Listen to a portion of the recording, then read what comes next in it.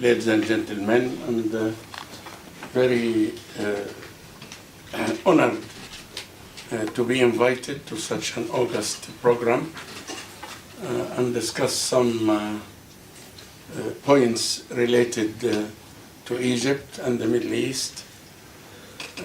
I just came last night from Egypt.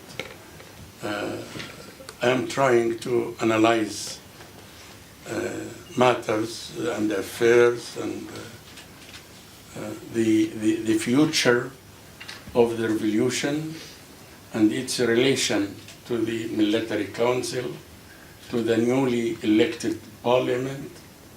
As you know that the democratic process for the first time in Egypt since maybe hundreds of years was clean elections and not rigged anymore, and it is really a paradox that in October 2010 there was no one elected from the opposition to the parliament that last Mubarak parliament witnessed, but now 75% of the Islamists are members in the new parliament. It is really a paradox, it's a contrast, and not only for Egyptians, but for the Western powers as well, especially America and Israel. Israel lost its strategic treasure in Egypt, in Mubarak, and his ideas and his the pillars of his rotten regime. And you can imagine that when I went to Egypt after 23 years, you can imagine myself talking, visiting people, adding to the revolution some new ideas, and Mubarak is in the court. He chased me in London, in Europe, and you will, the brutality of Mubarak regime was not only confined to the Egyptians inside Egypt, but I remember 3 days before his stepping down, I wrote an article in Al-Quds Al-Arabi, the bitter replacement of Mubarak, intending to talk about Omar Suleiman, his vice president at the time.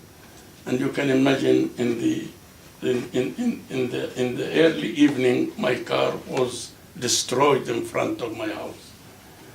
This is the last thing I had to suffer from Mubarak before he stepped down in London, not in Egypt, not in the Middle East. Now the scene in Egypt is very complicated. In spite of the success of the democratic process, but it is still very complicated for many reasons. One of the reasons is that the military council, who aided and supported the revolution at the end of the 18th day, they announced many times that they will leave power and hand over power to the civilians elected as a parliament, as a president, but still they are trying very hard to have a special status in the constitution. And this special status, they explained to some of their friends and on different occasions, and the document that was presented by Dr. Salami, and it failed, and it renewed the revolution and the revolutionary action. They would like a super hand, absolute hand behavior in the what they call the defense and the foreign policy. And I was astonished to know that the military council and the army, they have 43% of the economy in Egypt, represented in lands that they sell and represented in production of civilian or civil market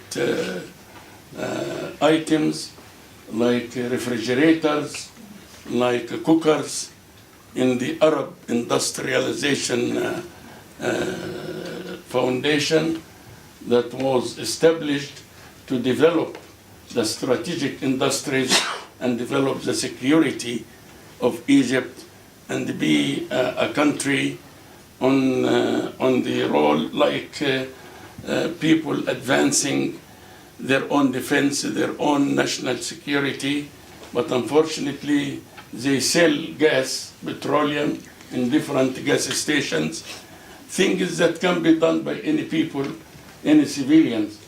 And I asked them many times to concentrate on strategic industries and to concentrate on research for the future of Egypt. So one of the problems is the policy of the military council. They don't work except with pressure, unfortunately. If the people are in Tahrir Square, next day we get something from them. If the people are at homes, even with the democratic process, you don't get anything from them. So this is one point. The second challenge we are facing is the division between the revolutionaries and between the people who believe in democratic process and peaceful election. No one is against the democratic process in Egypt because they suffered a lot from dictatorship. So they all support, including the revolutionaries. But they did not forget the demands of the revolution. And mainly we have, the revolutionaries have four demands. One of them is how to live honorably, al-aish in Arabic they call it, to live honorably, to eat, to drink, not to eat from the garbage, not to eat from the rubbish things. The second is the freedom. The revolutionists are asking for full freedom to everyone, to every gender, to civilians, even to military people, freedom for all. The third is the social, al-adala al-ijtima'iyya, social justice we are crying for. And the fourth is the dignity and honor of the people, including, of course, what is known in the West as human rights. So this is the set. So I stay almost every day, if I have time, in Tahrir Square, among the revolutionaries whom are called by the military council and unfortunately by some politicians as thugs in Egypt, Baltagiyya.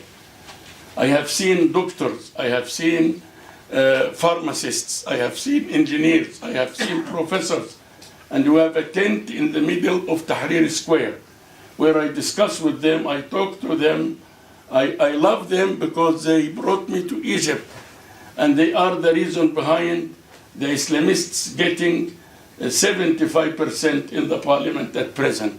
During Mubarak, the most targeted people were the Islamists, and also the secular, the liberal opposition, like Nasirists, like nationalists, like whoever is. But the revolution have freed everyone in Egypt, including the military council. And this is what I'm concentrating on many TV programs, telling them before Mubarak, before the downfall of Mubarak, you were suffering like everyone, but you were not able to talk. You were not in the opposition. So the revolution have given you the credit, the military council. But unfortunately, all of Egyptians should be faithful to the revolution and don't stop the revolution until all the demands are answered and replied to the full. Otherwise, half a revolution can be a disaster and can be a real problem. We have the anti-revolution forces led by Mubarak's wife. Unfortunately, her uncle and fathers were from Wales. I am sorry to say so. They are following us, and unfortunately, and I am sorry to say to George that Mubarak, when he used to come to Wales, his nickname was George. I hope he was like George Galley, not any George. This is just for... So the anti-revolutionary forces were working very strongly during the last year, and they tried to destroy the revolution and tried to establish a rotten regime instead of the one we are aiming for. But alhamdulillah, thanks to God, they failed a lot, and the parliament will go. The revolution will continue. I am leading there, staying with them, expressing my deep thanks every day to the people who brought me back to my country after 23 years. We have another issue to discuss, and I'm happy to tell you that Dr. Awa will be here after tomorrow. You can imagine 4 people who are running elections for presidency either are my students or my friends for 40 years after this immigration in the West. Dr. Awa, who is a dear friend, we worked together many years in one office. He is coming after tomorrow to London. He will stay here 2 days, and then he has a tour around in Europe, as Dr. Abul Fituh did earlier.